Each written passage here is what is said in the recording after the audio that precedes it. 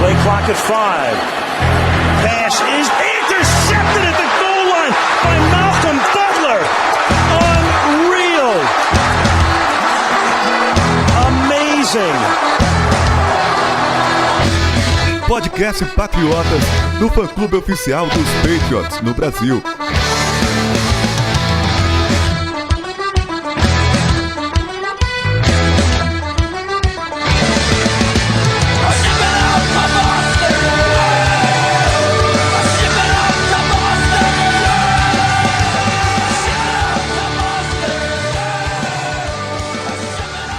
Sejam todos bem-vindos ao podcast Patriotas número 111. Eu sou o Felipe Von Zuben e tenho comigo o Sidney Torres. Fala, Felipe, fala, galera. E aí, quem é que para esse time aí dos Patriots?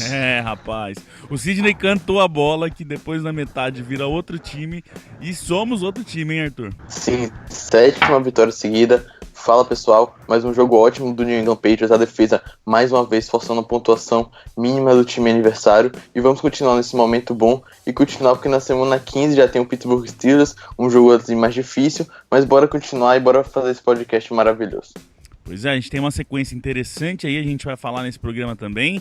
Tem aí um Steelers que vai valer provavelmente uma primeira colocação na AFC. Vamos falar sobre tudo isso depois dos nossos recados. Sidney, temos que lembrar a galera que playoffs estão chegando e playoffs significam Patriots jogando. Basicamente é isso que nos últimos anos aí, depois desse recorde feito de 17 temporadas com pelo menos 9 vitórias. Então playoff é realidade para o time dos Patriots. E quem tiver a fim de ir para os Estados Unidos assistir um jogo, o Super Ingressos tem já ingresso de playoff, inclusive ingresso de Super Bowl já dá para comprar lá com eles, que é a nossa parceira aqui para venda de ingressos, certo? Certíssimo. Se você é fã aí do futebol americano e quer ver um jogo em loco, e se você tem uma condição financeira razoável, porque playoffs, o negócio é pesado lá, mas vale muito a pena, né? Eu já fui para jogo, o Felipe também, a gente sabe a experiência que é, e se você puder ir, vá, e quem participa do nosso programa aqui do Sócio Patriotas tem desconto, né? Exatamente, isso é uma coisa boa aí, os preços são um pouquinho mais altos de playoff, porque, como o Sidney disse, aí não tem nem como, é os jogos que interessam de verdade, mas quem é Sócio Patriotas, quem faz parte do Sócio Patriotas, tem 10% de desconto para comprar ingresso no Super Ingresso. Vou fazer o seguinte, na nossa tabela aí no site, embaixo de cada jogo já tem ali para comprar o ingresso, então você consegue ver os jogos da temporada regular, mas indo por ali também, caindo nesse caminho aí, você consegue ver os ingressos para os jogos de playoff e de Super Bowl. Vou deixar o link aqui do Sócio Patriotas, lembrando então, voltamos ao normal, não tem mais promoção agora, então quem participar do Sócio Patriotas tem 10% de desconto para compra de ingressos lá na Super Ingressos. Como que tá o nosso Fantasy, Arthur, antes da gente começar aí o nosso programa? Tem mudança aí nos líderes, né? Pois é, a mudança na Liga Patriotas White. O Furacão Patriots, que estava na liderança já há algumas semanas, perdeu sua vaga pro time Patriotas. Olha não, eu tô torcendo pro Furacão. Que já estão inclusive classificados para os playoffs nessa liga. Na Liga Blue, continuou o Lamps em primeiro, e na Patriotas Red, o time Patriotas, novamente eu, com a Seed 1 já garantida, ó. Tô que nem os peixes, já com a Seed 1 garantida, semana de bye nos playoffs. Ô Cid, você viu agora que eu falei que eu tô torcendo pro Furacão, como é ele que passou na frente, ele deu um Pois é, já que o Arthur tem que ser sob pressão, cutucando o tempo todo pra ver se consegue resultados aí pro time da casa. A reação dele foi ótima, Vamos falar de Patriots e Dolphins. Thank you to all our fans, everyone back in Boston, New England, we love you. You've been with us all year. We're bringing this sucker home. Bom, gente, Patriots receberam depois de 2 semanas jogando fora, das viagens aí para Denver, viagens para México. Voltamos para Foxborough e recebemos o Miami Dolphins no primeiro jogo com o Miami na temporada, essa tabela maluca de New England, que vai fazer agora essa reta final ser basicamente toda de AFC East. Sidney, a primeira coisa que eu acho que marcou para mim no jogo foram as lesões, muitas que aconteceram, inclusive do Ebner ali, que eu queria sua opinião, cara, é uma coisa tão estranha, né? Tipo, uma coisa que nunca fizeram, faz muito tempo que não faziam, e aí o Ebner vai lá e machuca e pelo jeito fora de temporada, cara. Que infelicidade, né, cara? Ele é tão importante para os nossos special teams e as lesões são uma coisa que a gente até vinha dando uma certa sorte nas últimas rodadas, né? Acho que uns 3 jogos aí sem ninguém muito importante caindo, tirando o Bennett, que já chegou machucado. Mas desse jogo todo mundo começou a cair. Acho que foram 6 ou 7 jogadores que tiveram pelo menos ser atendidos fora de campo. E é complicado, principalmente em algumas situações aí como linebacker e defensive end, que a gente já tá meio magro aí, digamos assim, né, no depth chart. Então preocupa, o Ebner infelizmente tá fora da temporada, mas os outros aí a gente vai ficar de olho. E um cara que sai machucado, por exemplo, Trey Flowers, se esse cara sai da temporada, acabou o pass rush, né? E uma coisa importante aí que tem o combo aí, Ebner, que tá fora da temporada, e o Slater que tá machucado, não se sabe ainda quando volta, mas esse combo aí faz muita diferença no Special Teams dos Patriots, então é importante ficar de olho nessa questão. E o Bennett também, que veio com essa, como o Sidney lembrou aí, ele veio meio que baleado, meio machucado, muita gente falou que era mentira dele, mas tá aí agora confirmado, Martellus Bennett fora da temporada, pelas lesões que ele tem. Arthur, a gente soltou um texto já também, dando uma atualização de tudo que tá acontecendo aí. Fora de temporada mesmo, são só esses, né? Sim. Bennett e Ebner estão fora da temporada. E o Bennett, é importante lembrar que a lesão que ele chegou nos peitos, que foi a lesão no ombro, não foi a determinante para tirá-lo do resto da temporada, em sim uma lesão no posterior da coxa. Os outros jogadores que se lesionaram contra os Dolphins, como Kyle Van Noy, Trey Flowers e Adrian Waddle, eles não preocupam pro resto da temporada, mas pode ser que percam aí uma semana de molho. Pois é, então tô colocando o link aqui também para quem quiser dar uma clicada aqui, que tem a atualização certinha de como que foi cada caso aí, jogador por jogador, dessas lesões que aconteceram nesse jogo contra Miami. Jogo contra Miami, Sidney, que ficou muito claro que os Patriots dominaram a partida, e dominaram tanto que até nos erros foram dominantes, né? Porque vai ter erro assim lá pra casa do chapéu, hein, cara? Eu diria que se não fosse o ataque dos Patriots, esse jogo é até estranho falar isso. Se não fosse nosso ataque, teria sido maior a diferença, e o ataque foi muito bem. Se não fosse aquele fumble ridículo lá do snap do Carras e a interceptação ruim, o passe ruim do Brady, esse jogo tinha sido uma surra ainda maior, porque se você olha a soma total de jardas dos Dolphins foi 221. A gente, durante um mês da temporada, cedeu mais 300 jardas só aéreas pro jogo, né? Nesse jogo foram 221 totais. A gente limitou tanto o jogo terrestre quanto o jogo de passe do Dolphins. Eles não conseguiram progredir. Então, assim, as pontuações do Dolphins foram basicamente ou erros que nós mesmos causamos, ou então um touchdown no fim do jogo que já estava tudo resolvido. Uma coisa que me fez pensar aqui, né, nessas últimas horas aí de jogo até a gente estar gravando, é como faz diferença a comissão técnica e a mentalidade que esse time tem, a forma de olhar a situação do jogo. Esse é um dos jogos que menos participou receivers, por exemplo. A gente teve aí a maioria das formações feitas por tight ends, por running backs. O Dwayne Allen foi o jogo que o Dwayne Allen mais jogou, por exemplo. Muito porque a defesa de Miami, Arthur, cedia muitos pontos, não pontos, mas cedia muitas recepções em poucas jardas, em rotas pequenas. E eles foram lá e basicamente jogaram em cima de onde era o maior problema da defesa de Miami. Eles foram para trabalhar lendo essa situação. Diferente de Miami, que, por exemplo, onde a única coisa que funcionou no jogo de Miami foi o passe com os 2 receivers. E a hora que eles chegam na red zone, eles vão procurar o Devante Parker, que é o receiver que menos funciona, marcado por um dos melhores cornerbacks que a gente tem, que é o Gilmore. Isso mostra como a leitura do jogo, a leitura do momento, isso faz muita diferença. New England sabe fazer muito bem isso, né? Sim, isso é uma mantra de Bill Belichick. Por exemplo, no começo do podcast a gente já falou pensando na semana 15 contra o Pittsburgh Steelers, mas perguntasse isso na entrevista coletiva pra ele ia falar: não, estamos focados no Buffalo Bills, só vou responder perguntas sobre o Buffalo Bills. Ou seja, a comissão toda assim, técnica tá bom, dos se responder desse jeito tá ótimo. Foi até gentil. Então, a comissão técnica toda dos Patriots está muito focada na partida da semana. Eles não estão pensando no calendário futuro. Eles estão focados no adversário que o time vai enfrentar no domingo. E a gente pode evidenciar isso na partida contra os Dolphins, nos pontos que você mencionou. E a gente falou isso aqui da semana passada do Gillisley, por exemplo, Sidney, que era aquela questão de o momento que o Lewis vive, o momento que o Burkhead vive. O Belichick, ele é cara de pau de entrevista, falar que ele não interessa muito o número para ele, que estatística não faz muita diferença. Faz sim, ele não consegue fingir essa, porque semana após semana a gente vê os Patriots jogar em cima do problema do outro time, muito em cima dos números. Essa questão do Lewis e o Burkhead é muito sim em cima dos números, e não tem como ele falar que não olha pra isso. Não tem como, né? Porque, querendo ou não, na maior parte das vezes os números refletem aquilo que está acontecendo dentro de campo, né? Tem estatística que é enganosa, mas a maioria delas são a leitura realmente do campo. Então, se aquilo está dando certo, alguma jogada está dando certo, aquilo vai para os números e os números mostram aquilo. Então, não tem como se dissociar disso.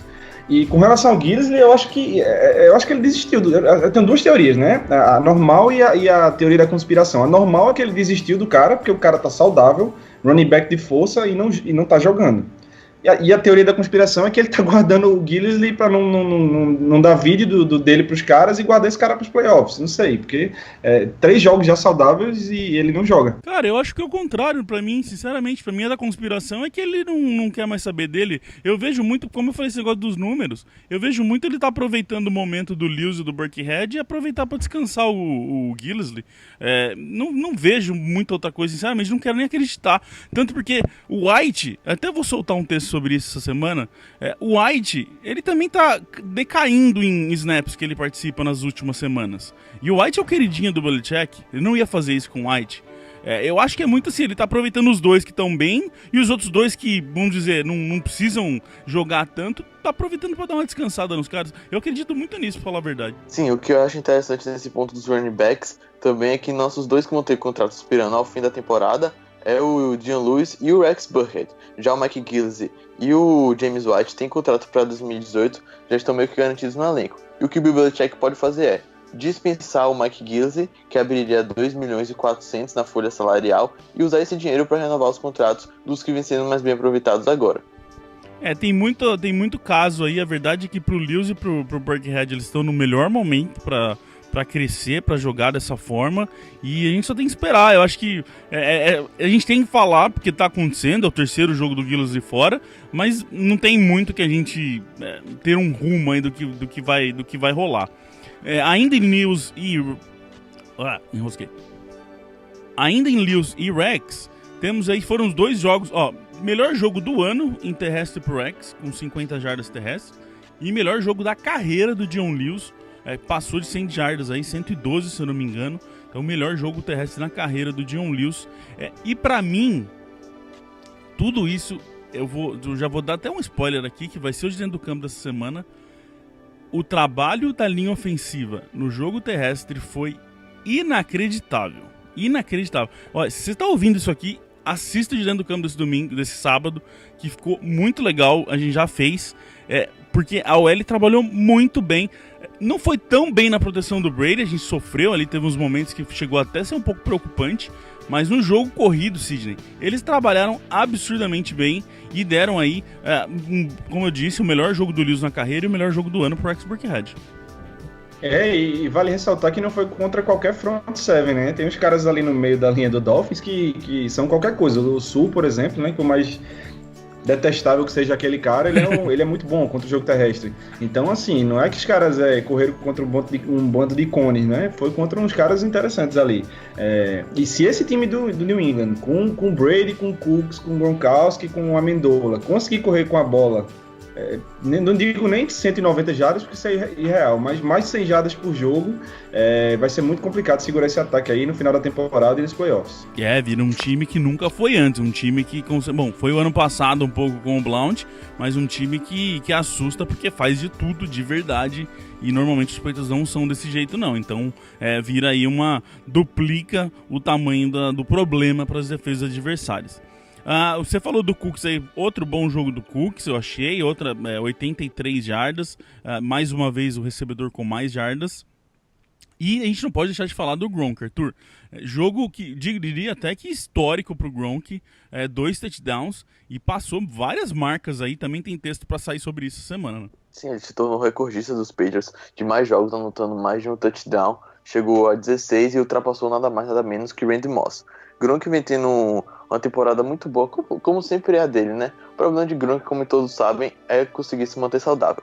Ele conseguindo se manter saudável é de longe o melhor tight end da liga e também um dos melhores jogadores.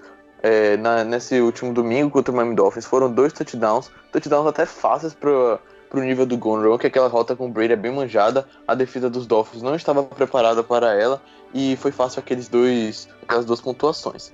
E é o que a gente sempre fala, Gronk saudável é sinônimo de um ataque dos Patriots fluindo melhor, porque além dele ajudar com recepções, ele também abre espaço para outros recebedores. E agora, só para fechar o ataque, temos que falar numa jogada que não fluiu tão bem contra o Miami Dolphins e que não vem fluindo tão bem ao decorrer da temporada, que são os Screen Pass. Screen Pass que ajudam os Patriots historicamente aí no longo dos últimos anos, e esse ano não tem sido bem aproveitado, o que chega a ser intrigante, porque temos running backs ágeis como Lewis, como Burkhead e como White, mas só que nesse ano não vem funcionando. E um exemplo disso é que os Patriots são o 28º pior time da liga com média de jardas por tentativa com screen pass, só 4.32 jardas.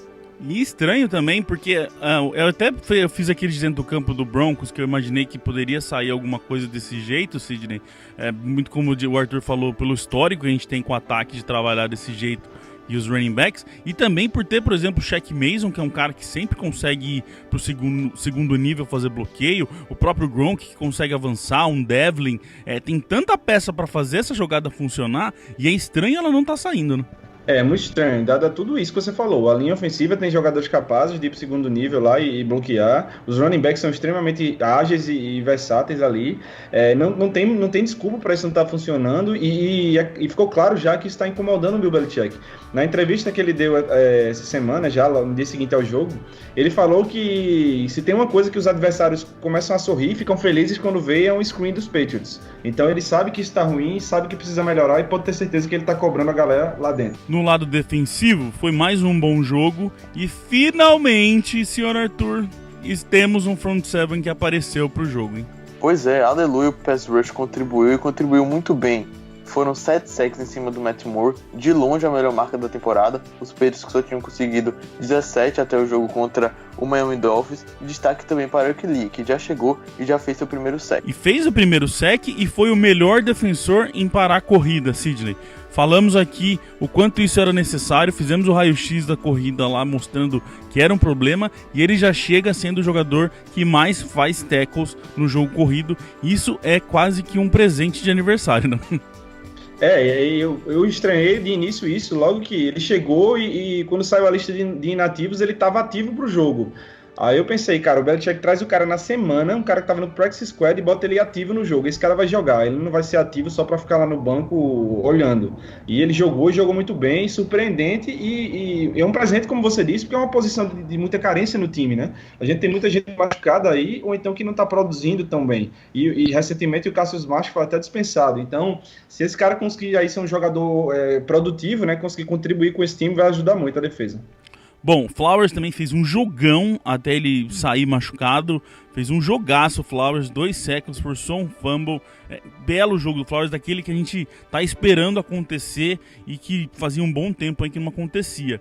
Destaque também pro Landon Roberts, né, Arthur, que fez o seu primeiro sack na carreira e já foi logo 2. Sim, o Landon Roberts que assumiu de vez essa posição de segundo linebacker da equipe, que a gente estava ali meio na dúvida para ver quem ia ser o parceiro do Van Noy depois que o Hightower se machucou, mas agora a gente já tem certeza que Roberts é o encarregado da função. Bom, não sei se foi semana passada ou 2 semanas atrás, eu tive que vir aqui abaixar a minha cabeça pro Rex Burkhead, e eu tenho que abaixar minha cabeça pro Van Noy, que é outro cara que cresceu, acordou pra temporada, virou completamente um outro jogador. Nesse mês, para vocês terem uma noção, ele só tem menos pressão do que o Flowers, então ele é o segundo jogador que mais pressiona o quarterback. Ele é o líder, junto com o Guy, em corrida, em tackles de corrida, e também ele é o líder em sack nesse momento, junto com o Flowers, no ano inteiro. Que virada de mesa do Van Noy, hein, Sidney? E eu acho que tem um pouco a ver também com o fato dele ter sido um pouco mais deslocado para ponta, né? Para jogar como outside linebacker. No início da lesão do Hightower, a gente tinha o Van Noy ali mais pelo meio junto com o Landon Roberts. Aí o David Harris começou a ter um pouco mais de snaps por partida, veio aumentando e tá meio que responsável ali pelo meio junto com o Roberts e o Van Noy tá ali mais pro edge, né? Para parar corridas pelos laterais e para pressionar o quarterback. Isso tá funcionando muito bem para ele e dá para dizer que ele é um dos jogadores mais importantes da defesa nesse ano, sim.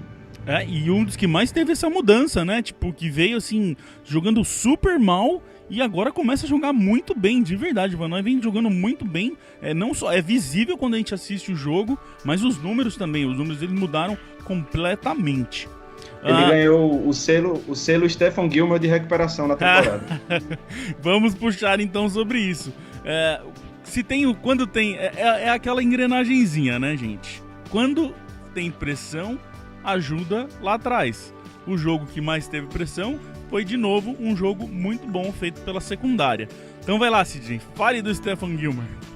Eu acho que a essa altura do campeonato não tem mais ninguém duvidando do cara ou dizendo que a gente tem que mandar esse cara embora e que o salário dele é muito alto, né? Querendo que ele se machucasse e perdesse a temporada. Isso era o cúmulo até do baixo nível, né? Desejar a lesão do cara.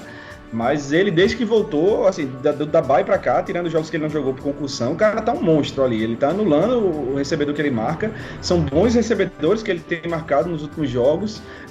Tá dando liberdade pros safeties e, cara, não tem como exigir que ele jogue melhor do que ele tá jogando agora. Bom, a gente falou aqui, até semana passada, Arthur, a gente falava que a galera queria que ele basicamente não cedesse nada. Ele tá quase lá, porque esse jogo foi um passe só e 5 jardas. Sim, 44 snaps marcando Devontae Parker, que é um bom wide receiver que dá trabalho para os cornerbacks que o marcam. Então essa mudança do Stephen Gilmore é visível. Ele já tá virando agora uma Gilmore Island, a gente já pode chamar. O Arthur gosta de ser xingado. Não zica, Arthur, não zica. É porque as últimas 4 semanas deles foram tão boas, mas tão boas, e já tô meio empolgado assim com esse hype alto com o Stephen Gilmore, que é hoje o nosso melhor cornerback da equipe. Claro que tem o Malcolm Butler, que tem todo o seu histórico com a camisa do New England Patriots, mas nesse momento, o Stephen Gilmore está atuando melhor. Bom, o Gilmore conseguiu mais uma interceptação, quase que 2, porque aquela do Harmon foi ali, basicamente os dois decidiram ali no ar quem que ia segurar a bola e acabou ficando com o Harmon. Harmon, que a gente sempre gosta de puxar aqui, tem um cheiro pra pegar a bola. Já é o segundo jogo de seguido, né, do Harmon, de interceptação do Harmon, né? Isso. Que cheiro de pegar a bola tem esse rapaz. Então, mais um jogo bom aí. Gilmore jogou bem, Butler jogou bem. O Chung, a gente não pode deixar de falar do Chung aqui, que fez um ótimo jogo de novo. O próprio Jonathan Jones, né, cara? Acho que ficou muito claro no momento ali que eles iam basicamente em quem o Jonathan Jones estava marcando, ou o Jones ou o Chung. Tanto que eu já vou puxar aqui uns números dos dois, mas alguém achou? Eu achei que o Jones foi razoavelmente bem. Eu gosto muito da garra que ele tem. Gostei muito do Jones e não é só esse jogo. Se você pegar o tape aí dos últimos 3 jogos, você vai ver vários passes desviados pelo Jonathan Jones. A velocidade dele é incrível, eu acho que ele é o corner mais rápido que a gente tem. Às vezes o cara tem uma certa vantagem, né, na corrida e ele consegue chegar a tempo de desviar a bola e atrapalhar o cara. Tá ajudando muito essa defesa. A gente tem que lembrar também que o Eric Rowe vai voltar em algum momento, né? Que era um dos melhores corners nossos também a se machucar. Então essa defesa aí, se não perder ninguém, ela tá caminhando para chegar nos playoffs bem arrumadinha, essa secundária. Eu tenho um número, na verdade tem vários números, que coloca aqui a defesa dos Patriots num momento interessante. Esse jogo, por mais que foram bem, por mais que jogaram muito bem, foi, por exemplo, o jogo que mais cederam passes. Foi 66% dos passes cedidos nesse jogo.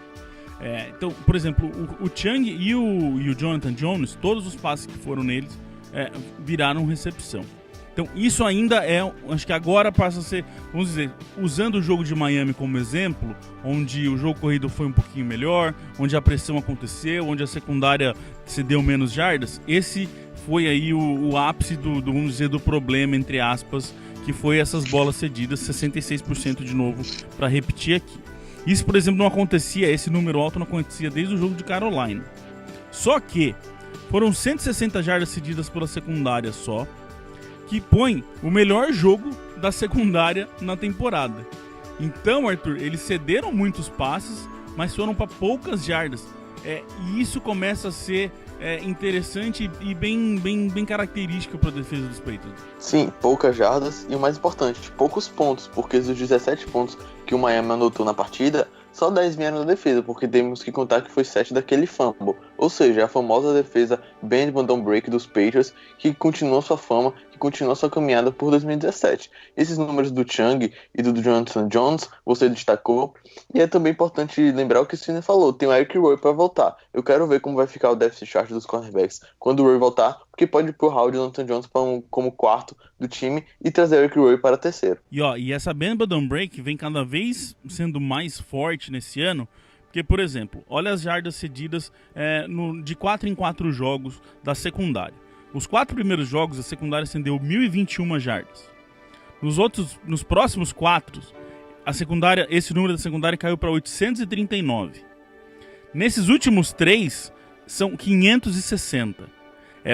Tá caminhando aí para fazer muito melhor, um número muito melhor nesses últimos 4 jogos do que foi nos 4 primeiros, por exemplo. Já é uma queda de 36% de jardas cedidas pela secundária. E o que mostra muito pra mim, Sidney, a gente falou aqui no começo do ano, e faz tempo que a gente não fala dele, e eu acho que a gente tem que falar, é a evolução do próprio McCourty, que no primeiro mês cedeu 193 jardas, no segundo mês cedeu 100 jardas e nesses 3 últimos jogos cedeu 33. Sem dúvida, né? O começo de temporada do McCourty foi não foi característico do que ele era nos Patriots a vida inteira dele aqui. E me preocupava, né? Porque ele era um cara que ele tem um range tão grande, ele consegue ficar no meio lá atrás e cobrir os 2 lados do campo, muitas vezes. Então, isso dá muita liberdade pro Matt Patricia arrumar o resto das peças ali.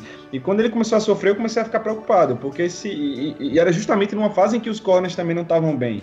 E parece que tudo se arrumou em conjunto, né, digamos assim. Então a presença do McCourty é essencial, se ele nos seus melhores momentos, ele é um dos melhores safeties aí da NFL, e eu acho que ele dá uma segurança muito grande para todo o sistema. E eu não quero ser chato, vou até falar mais baixo, mas arrumou o meio com os linebackers, a defesa arrumou, e eu venho falando isso faz tempo, só para terminar essa parte da defesa. Bom, a temporada começa a querer entrar na sua reta final, por mais triste que isso seja, e como a gente fez no ano passado, né, Arthur, a gente já tá na hora de a gente começar a falar aí agora nos programas de como que tá a situação de playoffs, de AFC, de seed. Acho que é bom a gente começar a puxar a partir de agora, no final dos programas aí, pra gente começar a colocar a galera na situação do momento. Nesse momento aí nos playoffs, a gente tem no Wild Card Ravens, Titans, Jaguars e Chiefs, e aí já no Divisional Round pra folgar na primeira semana, Steelers e Patriots, os dois com 9 vitórias e 2 derrotas. Mas a gente é seed 2 nesse momento, não é? O Steelers é o primeiro. E é aquela matemática toda maluca, né, Sidney? Que basicamente o que está definindo aí é a força das vitórias aí de cada time. Exato, né? Eles são times que não são da mesma divisão, estão empatados, eles não se enfrentaram, então não tem confronto direto ainda. Eles não enfrentaram 4 times em comum, então vai descendo os critérios e até força das vitórias. Ou seja, as 6 vitórias dos Steelers, se você somar o recorde dos adversários, eles ganharam mais jogos do que os 6 times derrotados pelos Patriots. Então, por esse critério, os Steelers estão na frente na tabela. Entra naquela de que vai pulando uma regra pra próxima, porque quase todas dá empate, vamos dizer assim. Mas o que vai valer mesmo, Arthur, é o jogo da semana 15 que vai pegar fogo daí, né? Sim, a semana 15 vai ser a definidora de quem vai pegar a Seed 1 do UFC. E a Seed 1 que vale muito pros playoffs. Porque, pra quem não sabe, o time que acaba na primeira colocação na conferência tem o poder de definir todas as partidas dentro de casa. E jogar no Gillette Stadium na teórica final de conferência é uma grande vantagem. E eu falo mais ainda, tem mais um detalhezinho aí que faz esse jogo da semana 15 ser muito importante, que é que o resto da tabela de Patriots e o resto da tabela de Steelers, o Steelers tem um pouquinho mais tranquilo aí os jogos, porque eles têm 2 jogos contra equipes que não brigam por playoffs, que basicamente não tem mais chance de ir para os playoffs. Então, a chance deles conseguirem ir vencendo os outros jogos é um pouquinho melhor do que a nossa, vamos dizer assim. Então faz esse jogo contra os Steelers ganhar ainda mais importância, se é que ele já não tinha o suficiente. Daí na sequência aí, a gente tem que pensar primeiro que a gente tem que definir a AFC East, que daí a gente joga já domingo contra os Bills, certo? Bom, basicamente para derrotar os Bills é conseguir parar a LeSean McCoy. Para você ter uma noção, o LeSean McCoy tem 1.000 jardas de scrimmage nessa temporada, enquanto o segundo do time de Buffalo é apenas Charles Clay, com 358 jardas. Ou seja, conseguir parar LeSean McCoy no setor ofensivo do Buffalo Bills é praticamente anular o ataque deles. E essa é a chave principal para a gente vencer a partida. E muita gente estava perguntando se a gente derrotar o Buffalo, a gente vai conseguir já garantir a AFC East. Não, a gente precisa de mais 2 vitórias. Se a gente derrotar o Buffalo domingo e conseguir mais uma vitória nas outras partidas restantes, a gente já garante a divisão. Exatamente, então vencer Buffalo Bills fica muito perto, e aí qualquer outra vitória no resto do ano dá assim daí o título mais uma vez da AFC East para os Patriots. Antes de terminar, Sidney, a gente falou aqui no começo do programa das lesões, e enquanto a gente gravava aqui o programa, saiu aí novidades sobre Chris Hogan, né? Exatamente. O Kevin Duffy, né, que é um dos caras que cobrem o Patriots lá, falou que Chris Hogan tá no vestiário, que ele não tem estado no vestiário durante esse tempo da lesão dele, e além disso ele tá sem proteção no braço. Então isso é um grande indicador de que ele tá se recuperando bem e que sua volta tá próxima. Dá pra dizer que ele vai voltar contra os Bills? Não dá, a gente não viu nada mais concreto a esse respeito, mas já é um bom sinal. E se dependesse de mim, eu deixava para colocar o Hogan de volta justamente no jogo contra os Steelers, porque a gente sabe o estrago que ele fez nos Steelers na final da conferência da AFC ano passado. Então, deixa ele descansar mais 2 semanas aí para voltar com tudo contra o time que ele destruiu. Pois é. Bom, a gente vai ficando por aqui. Tem normal, domingo tem pré-jogo, domingo tem cobertura do jogo no Twitter, como sempre a gente faz. E a gente volta semana que vem para falar dessa que a gente imagina que vem uma vitória contra os Bills para já começar a basicamente definir essa AFC East de 2017. Valeu, Arthur, até semana que vem. Valeu, Felipe, até semana que vem. Falou, Sidney. Falou, galera, um abraço.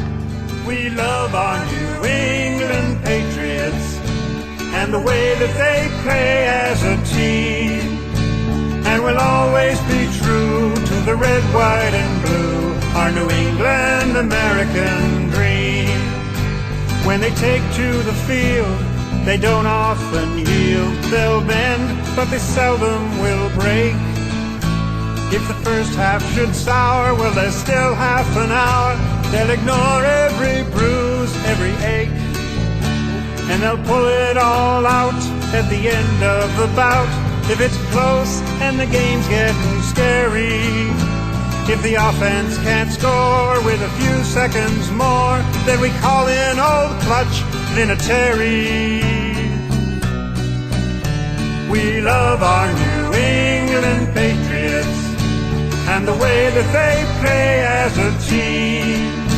And we'll always be true to the red, white and blue, our New England American dream.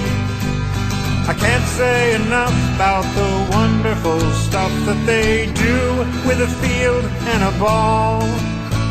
And when game time arrives, the team comes alive and once again inspires us all. Be it run or a pass, they do it with class. Be it sunny or snowy or rain, they'll play in the mud and it gets in your blood how much fun it is watching their game. We love our New England.